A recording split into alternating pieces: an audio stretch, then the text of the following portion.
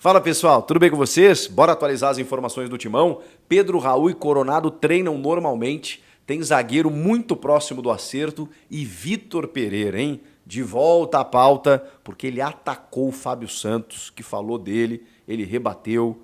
Nossa senhora, mas foi com ofensa inclusive. Chega mais, eu sou o Chico Garcia, inscreva-se no canal e vamos juntos!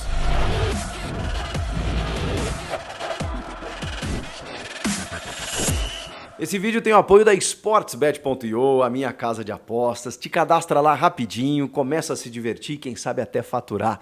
Tô aqui para te passar odds de jogos dessa quarta-feira. Campeonato Paulista, Portuguesa e Palmeiras.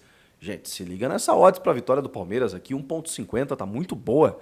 3.47 o empate e a luzinha zebra 6.73. Vamos para Libertadores, a pré-Libertadores com o Botafogo recebendo o Aurora da Bolívia. O Bota favoritaço 1.12, um empate pagando 8.2. Gente, eu botaria uns 10 reais aqui no empate, porque, sei lá, né, o Botafogo gosta de botafoguear. O Aurora pagando 22, mas um empatezinho, quem sabe, hein? Já trata-se de uma zebra e fatura bem. Vamos com Copa do Nordeste, CRB e Bahia. Olha o Bahia, hein? Que é muito favorito, na minha opinião, pagando quase 2, odds muito boa. 3.07 o empate e o CRB 3.17. Para fechar, de novo o Campeonato Paulista com o jogo decisivo da noite, para o São Paulo, para o Corinthians, para muita coisa. A Inter de Limeira pagando quase 6, o empate 3.71 e o São Paulo 1.51. E aí? Qual aposta você vai fazer? A SportsBet.io é a melhor casa de apostas, a mais intuitiva, a mais fácil de navegar. Você transfere o valor que você ganha na hora, no Pix, no final de semana, qualquer dia da semana. Então não perca tempo. Acesse SportsBet.io, aqui da Mais Green. Já se inscreveu no canal? Estou aguardando a sua inscrição. A gente está muito perto de bater 1 milhão de inscritos e eu conto com você para que isso aconteça e a gente faça esse ponto de virada aqui do canal. Muito obrigado para todo mundo que está desde o início e para quem está chegando agora. Bora falar do Corinthians? Bom, informação que a gente já tinha antecipado, inclusive, né? A tendência de, a partir da segunda-feira, o Pedro Raul e o Igor Coronado treinarem normalmente com o grupo. A reapresentação nessa terça-feira contou com os dois jogadores e eles vão participar a semana toda dos treinos, ou seja, no final de semana estarão à disposição. O Pedro Raul não é aguardado como um titular, poderia ter sido muito útil, imagino eu, no jogo contra a Ponte Preta, em que o time abusou dos cruzamentos, foram 55, se eu não me engano, e o Yuri Alberto foi mantido até o final, mas ele não tem necessariamente essa característica, óbvio que ele tem a bola aérea, mas imagine o Pedro Raul, né, para vencer os zagueiros altos da Ponte, acho que poderia ser uma estratégia válida. Então, é mais uma arma que o Corinthians vai ter no banco de reservas. Quando você pega defesas fechadas, por exemplo, né, daqui a pouco você tem um centroavante aí que tem uma estatura diferenciada para poder atacar essa bola aérea, além dos outros atacantes que agora o Corinthians tem, Pedro Henrique, Romero, Wesley, o próprio Yuri Alberto, enfim. E o Coronado, a gente está aguardando para ver onde ele entra, né? Será que ele vai entrar aberto pela esquerda, no lugar do Wesley, aberto pela direita, no que talvez poderia ser do Pedro Henrique? Será que ele vai fazer uma dobradinha com o Garro? O Rojas realmente não está correspondendo ainda, né? Acho que já tem até entrado um pouquinho melhor em relação a ele mesmo, mas ainda assim muito longe daquilo que a gente imagina. Mas Garro e Coronado, né? Reina grande expectativa para vermos os dois juntos, né? Dois jogadores de muita qualidade técnica, um destro, outro canhoto, meias de muita intensidade, mobilidade. O Garro está jogando muito bem, cara. Parece que joga no Corinthians há muito tempo. Estou gostando muito desse jogador. Ele assumiu de verdade assim, a camisa 10, mesmo não vestindo-a, né? Mesmo ele sendo 16, ele parece um camisa 10. E o Coronado tem esse perfil, tem essa característica. Ele mesmo disse que o seu estilo de jogo se assemelha ao do Garro. Vai ser muito bacana ver esses dois jogadores juntos. Será que o Coronado começa já? Eu acho que ele está com muita fome de bola, tá louco para jogar. Ele falou mesmo que estava acelerando os preparadores físicos. E, enfim, começou a trabalhar. Final de semana contra o Santo André, alguns minutos a gente vai ver o Coronado em campo. E o Pedro Raul vai virar uma alternativa no banco de reservas.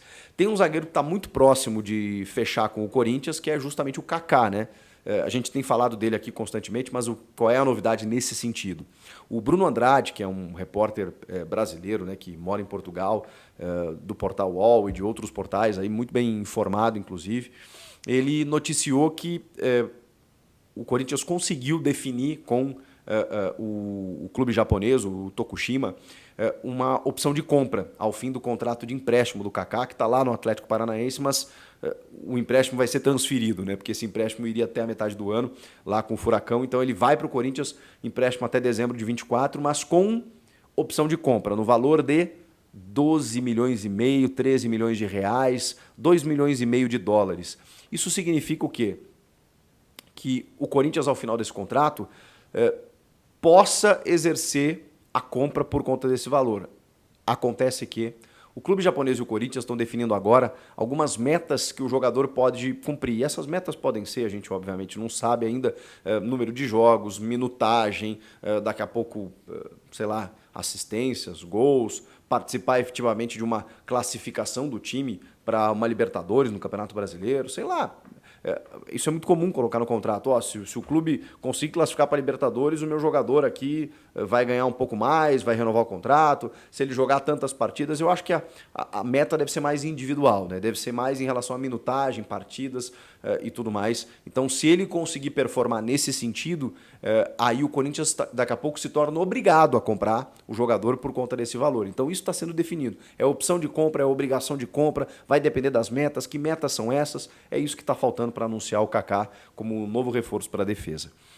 E agora a gente vai falar do assunto que não envolve mais dois profissionais do Corinthians, mas a gente precisa falar, porque fala de dois personagens do Corinthians muito recentes, inclusive um ídolo, né, um cara que está na história do clube, que é o Fábio Santos, e que se aposentou no ano passado, e o Vitor Pereira, o sempre falado Vitor Pereira, que gosta de dar uma entrevista, que gosta de cutucar, que fez a maior pataquada do mundo ao trocar o Corinthians naquele momento pelo Flamengo, e aí não ganhou nenhum título no Flamengo, e aí teve que voltar para Portugal com o rabinho entre as pernas, que é muito mal falado por todo o elenco de jogadores, e não estou aqui para defender o elenco, tá?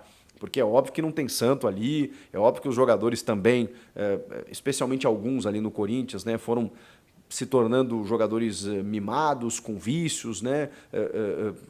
Muitas vezes escolhendo treinadores, e o Vitor Pereira tem um outro perfil, um perfil linha dura e tudo mais. E digo mais, do período que o Vitor Pereira esteve, foi onde o Corinthians mais jogou bola. Desde a sua saída até a chegada do Antônio Oliveira, a gente não viu uma perspectiva. Todos os técnicos que sucederam o Vitor Pereira não conseguiram manter o mesmo nível que ele entregou, apesar do ambiente ser péssimo, né? E isso foi revelado depois em entrevistas pelo Roger Guedes, pelo Juliano, pelo Renato, pelo Alex, que era o auxiliar técnico, que hoje é comentarista do Sport TV. O Alex deu uma entrevista para o Benji e disse assim, tem jogador que veio falar para mim que não foi para a Copa do Mundo por conta do Vitor Pereira. E aí o Benji até fala assim, eu sei quem é o Fagner, e ele fala assim, não é o Fagner. Aí o Benji, então é o Renato Augusto. Aí o Alex, pois é. Porque ele não usava o Renato, porque ele não podia usar 2, 3 jogadores acima dos 30 anos. Assim, ele tinha um ponto. Ele tinha um ponto, porque ele queria uma intensidade de jogo e o calendário do futebol brasileiro exigia isso, que fazia com que ele não pudesse botar todo mundo junto. Mas a forma como ele conduziu o processo provavelmente não foi a mais adequada, porque os caras não gostaram. E aí o Fábio Santos, que é um puta cara gente boa, que é um cara que assim se dá bem com todo mundo, criticou justamente essa gestão de grupo do VP. Pois bem, o VP deu uma entrevista para o jornal Record de Portugal e disse exatamente isso. Vou abrir aspas aqui e fechar na sequência com as palavras de Vitor Pereira. Andou 8 meses sorrindo para mim e para minha comissão técnica, de aparente boa relação com todos. E vem agora, após esse tempo todo, dar essa entrevista covarde. Porque, lamento dizer isso, só de um covarde pode se esperar esse tipo de entrevista. Ele não só chamou, até o último ponto ali, né? Essa entrevista covarde, ele tinha chamado a entrevista de covarde. Não quer dizer que que ele considera o cara covarde. Ele acha que o cara teve uma atitude covarde. Quando ele continua dizendo só de um covarde pode se esperar esse tipo de entrevista, aí ele não chamou só a entrevista de covarde, ele chamou o Fábio Santos de covarde. Aí está muito claro que ele ofendeu o lateral do Corinthians. Parece que já é algo normal para esse senhor vir criticar treinadores. Não sei qual o seu objetivo de falar agora, mas certamente não será colocando em causa o meu nome e profissionalismo que vai conseguir dar o próximo passo na sua carreira. E aí tem uma frase dele que é muito forte e que eu tenho certeza que alguns torcedores do Corinthians vão concordar, que tem a ver, como eu disse, com alguns jogadores, não era o caso do Fábio, na minha opinião. Alguns jogadores que estavam lá, né, empurrando com a barriga, que já estavam um pouco acomodados, que você precisava renovar, precisava oxigenar, isso é natural. Ele diz o seguinte: infelizmente para esse senhor e mais alguns, a única preocupação que tinham era renovar contrato e irem renovando ano a ano para terem acesso a uma reforma dourada. Aqui eu acho que ele é português de Portugal, né, o idioma, então reforma dourada seria uma aposentadoria, né? Passando a maior parte do tempo no departamento médico. Comigo não é assim. Vai para a corrida quem tiver andamento, quem tiver pernas para correr. E ele até me devia estar agradecido pela época que fez, pela temporada que fez, porque eu geri da melhor forma aquilo que ele nos podia dar. E devo dizer, sem qualquer problema, que fez uma época conseguida. Ou seja, jogou bem, né? Fez uma temporada interessante. Basta compararem com a anterior à nossa chegada e com a seguinte à nossa saída. Ele tem razão. Porque o Fábio Santos virou titular com o Vitor Pereira quando todo mundo imaginava que o Lucas Piton pudesse jogar, e às vezes ele até jogava com o Piton numa segunda linha e o Fábio Santos de terceiro zagueiro, e funcionava. Funcionava. Ele inventou ali o Fábio Santos numa linha de 3 e deu certo. Deu certo muitas vezes, porque assim, o resultado ele entregou, gente. O clube, desde 2012, não chegava tão longe na Libertadores da América. Ele chegou numa final de Copa do Brasil e ele entregou o time na 4ª colocação do Campeonato Brasileiro. Comparando com o ano passado do Corinthians, ele tem muitos méritos. E aí ele falou aqui: tem alguma curiosidade em saber o que pensam dessas declarações o Balbueno, o Fausto Vera, o Gil, o Renato Augusto, o Yuri Alberto, Duqueiroz, Mantuan, Adson, Mosquito, Piton, Raul Gustavo, Robert Renan, o Cássio. Tenho certeza que as respostas não serão as mesmas e estarão incrédulos tal como eu. Tem um monte de gente que ele citou aí que falou mal dele também. Mas, enfim, talvez não tenha chegado lá.